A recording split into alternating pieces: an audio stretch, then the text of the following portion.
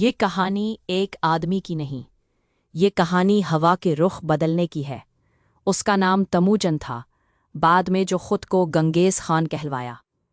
وہ فیصلہ کن تھا، نہ نرم دل نہ بے حس، بلکہ ایک ایسی قوت جو صحراؤں اور میدانوں میں سرحدیں کھینچتی چلی گئی۔ اس کی پلکوں میں جنگل کا نشیمن تھا اور گھوڑے کی سانسوں میں طویل راستوں کی صدا۔ اس نے کبھی شہر کی دیواریں نہیں گستی، بلکہ انسانوں کے ارادوں کو ہلا کر رکھ دیا۔ تموجن کا بچپن تشدد اور خیانت کے سائے میں پرویا، لیکن وہ سیکھ گیا کہ خوف کو قابو کرنا طاقت پیدا کرتا ہے، اور اتحاد کو قانون بنانا سلطنت بناتا ہے۔ اس نے قبائل کو اکٹھا کیا، نہ صرف تلوار کی زور سے، بلکہ وعدوں اور قوانین کی زبان میں۔ ایک نیا سما، ایک نیا راستہ دیا۔ گھوڑے کے قدم کانٹوں کی طرح منظم تھے، ہر قدم میں نظم تھا، ہر نظم میں رفتار، اور اسی رفتار نے سرزمینوں کو اس کی لپیٹ میں لیا۔ ان کی فوجیں راتوں میں آتی تھیں، چپکے سے نہیں، بلکہ ایک طوفان کی مانند، جس نے زمین کے نقشے بدل دیے اور کھنڈر چھوڑ دیے۔ اس کی نگاہ میں دوربین کا زاویہ تھا، دنیا کو ایک نقشہ سمجھا جانے لگا، تجارت کے راستے، دریاؤں کے گزر، پہاڑوں کے توڑ۔ گنگیز خان نے اپنے دشمن کو ملامت نہیں کی، وہ اسے اپنے منصوبے کا حصہ بنا لیتا۔ برتری کو منظم کرنے کی سزا اس نے خود بنائی۔ اس کے قوانین سخت تھے مگر سادہ، امن و عدل کے اصول جو سفر اور تجارت کو تحفظ دیتے، انہیں قافلوں نے جلد سراہا۔ اس کی سلطنت میں خوف تھا، مگر خوف کے ساتھ ایک اینک بھی، وہ اینک جس نے ناانصافی کو چھینی اور سزا کو ایک نمائندہ قانون بنایا۔ وہ کھنڈر بھی چھوڑ گیا، لیکن ساتھ ہی نئی راہیں اور بازار بھی قائم کیے۔ وہ تباہی میں بھی قوت تنظیم لانے کا ماہر تھا۔ اس کے نام کے ساتھ شاعری بھی پیوست ہو گئی، دیو قامت، بے رحم، مگر ساتھ میں ایک ناقابل انکار حکمت وسطیہ بھی۔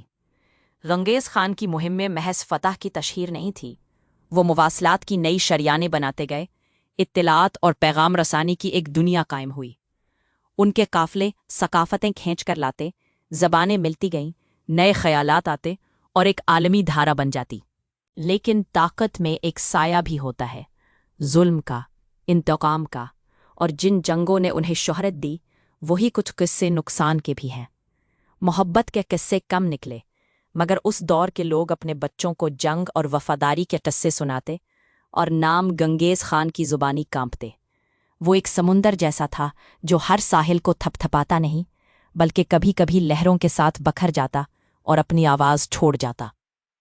گنگیز خان کی موت بھی ایک راز کی طرح رہی، سلطنت بکھری، مگر اس کے بنائے ہوئے ڈھانچے بعد کے سالوں میں پھولے۔ اس کی باقیات چٹانوں میں نہیں، لوگوں کے ذہنوں میں ہے، قصہ، خوف، حکم، راستہ اور ایک ناقابل فراموش نشان۔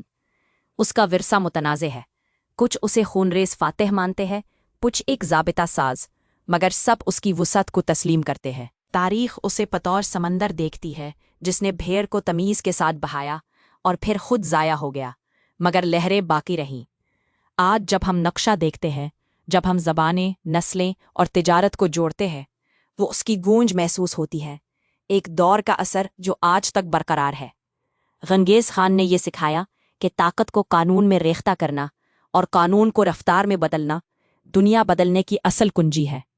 یہ کہانی انتہاؤں، تبدیلیوں اور انسانی عزم کی ہے، ایک وہم کہ ایک آدمی قبر کے پار بھی اپنی راہ بدلنے والا طوفان بن سکتا ہے۔